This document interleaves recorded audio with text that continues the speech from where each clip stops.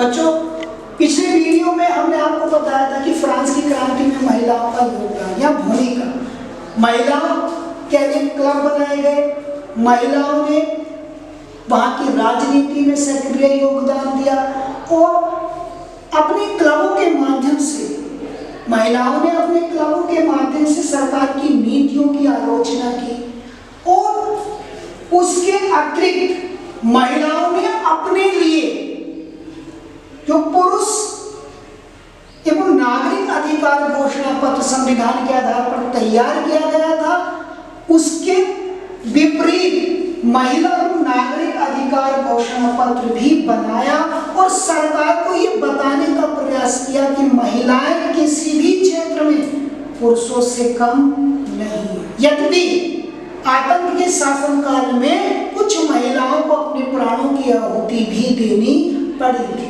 ऐसे ही एक स्रोत आपकी किताब में दिया गया है। इसमें एक जैकोबिन सरकार को मानने वाले व्यक्ति ने ये महिला अधिकार घोषणा पत्र के जो ओलम दे गूज ने बनाया था उस पर अपनी प्रतिक्रिया दी। कुछ पॉइंट और कुछ प्रश्न के आधार पर महिलाओं को निम्न बताने का प्रयास किया है। मैं ये पढ़ के आपको समझाने का प्रयास कर रहा हूँ कि किताब में यहाँ पर स्रोत जय के रूप में दिखाया गया है। कह रहा है कि सन 1793 ईस्वी में, सन 1793 और 1794 का अगर समय अवधि कहीं आपको आती है तो आपको समझ लेना है कि फ्रांस में ये काल आतंक के काल के नाम से जाना जाता है। और इस समय फ्रांस में जो सरकार थी वो थी जैकोबिन सरकार। जैकोबिन राजनीतिज्ञ सोमे, नाम क्या था? सोमे एक राजनीतिज्ञ थे। कौन से राजनीतिज्ञ थे? जैकोबिन।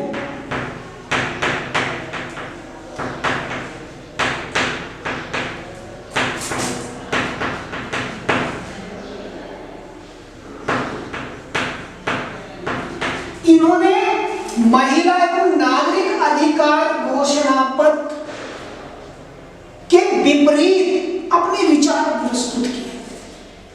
वहां के नागरिकों को यह बताने का प्रयास किया था कि महिलाएं निम्न हैं, प्रकृति के द्वारा उनको राजनीति में भाग लेने के लिए नहीं बल्कि किसी और अन्य कार्य के लिए बनाया है। उन्होंने पहला प्रश्न था कि क्या प्रकृति ने घरेलू कार्य पुरुषों को सौंपे हैं?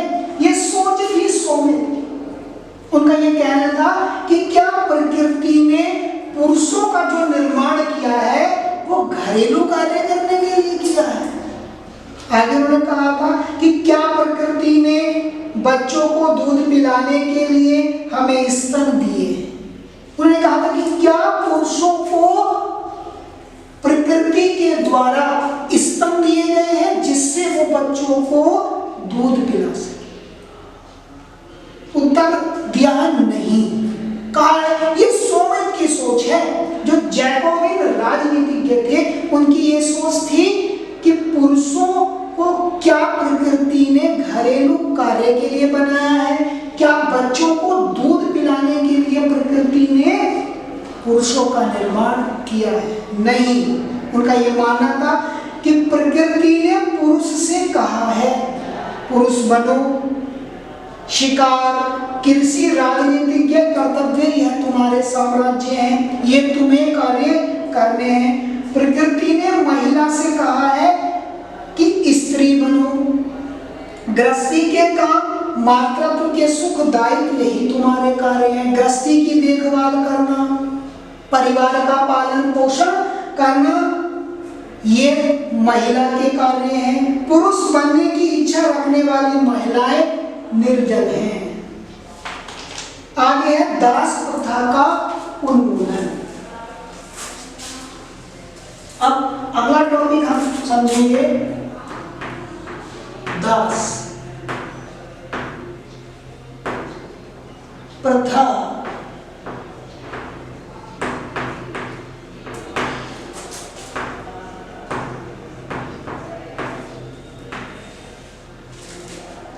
दास का मतलब होता है सेवक। अब यूरोप में एक सामाजिक बुराई उत्पन्न हो गई। क्यों हो गई थी इसकी चर्चा भी मैं करूंगी। रंग, धर्म, जाति के आधार पर यूरोप में पुरुषों को दास बनाकर उससे कार्य किया जाता। कैसे? अब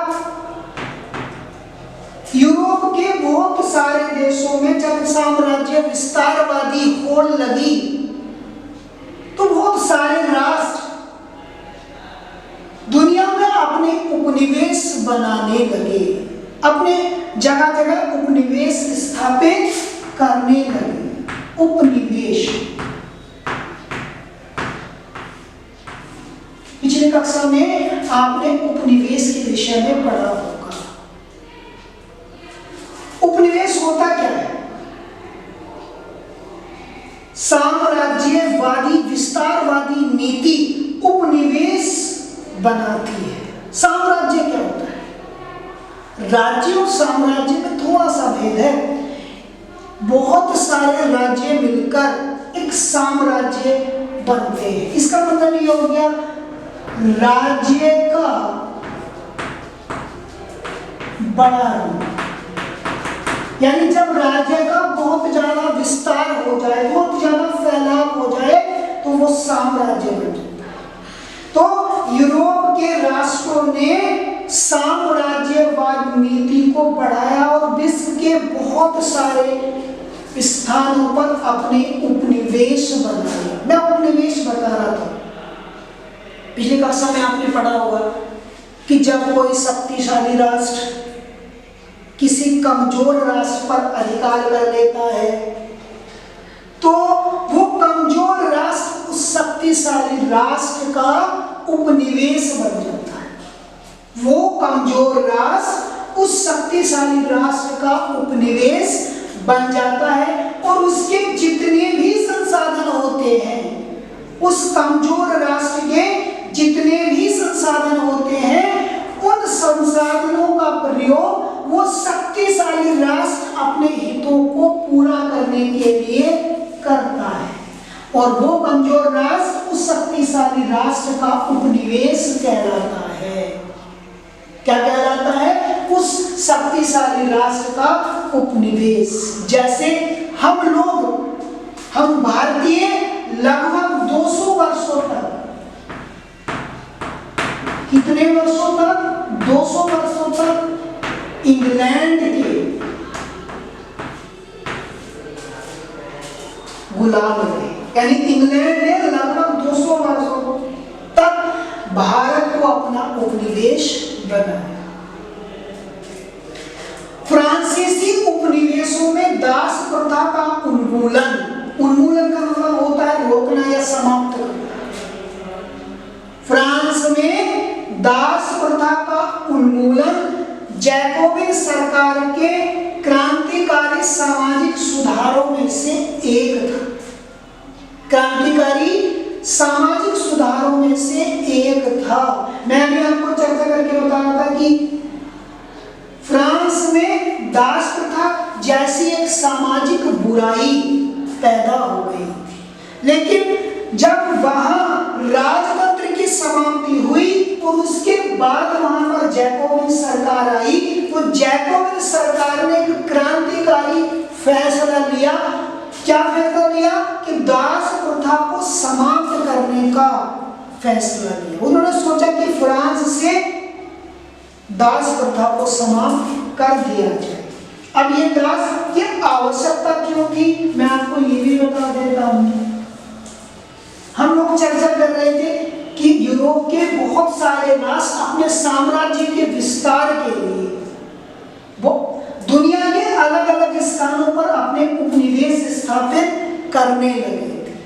अब इन उपनिवेशों के द्वारा वो अपने हितों को पूरा करते थे, अपने हितों को पूरा करते थे। जैसे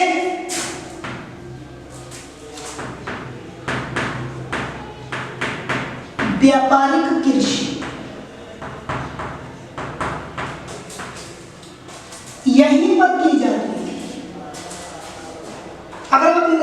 देखें तो एक छोटा सा राष्ट्र, और उसने इतने बड़े भारत पर अपना अधिकार कर लिया, और करने के बाद भारत के संसाधनों का प्रयोग अपने हित के लिए कर लिया। ऐसे ही दुनिया के अन्य राष्ट्र इंग्लैंड को देखकर ये होड़ लग गई।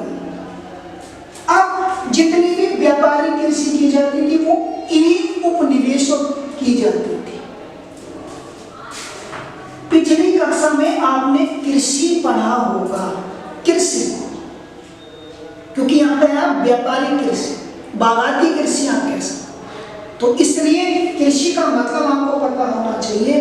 कृषि का मतलब पिछली कक्षा में आपको बताया गया था, नहीं है तो मैं आपको दोबारा से क्लियर कर देता हूँ कि आपके आसपास का व्यवसाय, आपके आस पड़ोस, आपके करीब, आपके पास का व्यवसाय कृषि कहलाता है। क्या कहलाता है? कृषि। और कृषि सामान्यतः दो प्रकार की होती है, एक व्यापारिक कृषि होती है और दूसरी होती है जीवन निर्वाह कृषि। आपको याद आ गया होगा, कक्षा 8 में आप लोगों ने इसके विषय में पढ़ा होगा, पूरा चैप्टर है कृषि का। ठीक, मेरे बताने के बाद आपको आ गया होगा कि कृषि आपके आस पड़ोस का व्यवसाय क्या कहलाता है? कृषि। और कृषि दो प्रकार की होती है, व्यापारिक और एक जीवन निर्वाह। व्यापारिक कृषि या व्यापारिक फसलें उन फसलों को कहते हैं जो बाजार में बेची जाती है, और जीवन निर्वाह उस कृषि को कहा जाता है जिसका मुख्य उद्देश्य स्वयं की आवश्यकता को पूरा करना। एक एग्जाम्पल, हम जिस क्षेत्र में रहते हैं वहां सबसे ज्यादा पैदा होने वाली फसल है गन्ना। कौन सी है? गन्ना। अब जरा सोचिए, हम लोग गन्ने को क्या करते हैं? हमारे खेतों में जितना भी गन्ना उत्पन्न होता है उसको बाजार में बेच देते हैं, मिल को बेच देते हैं।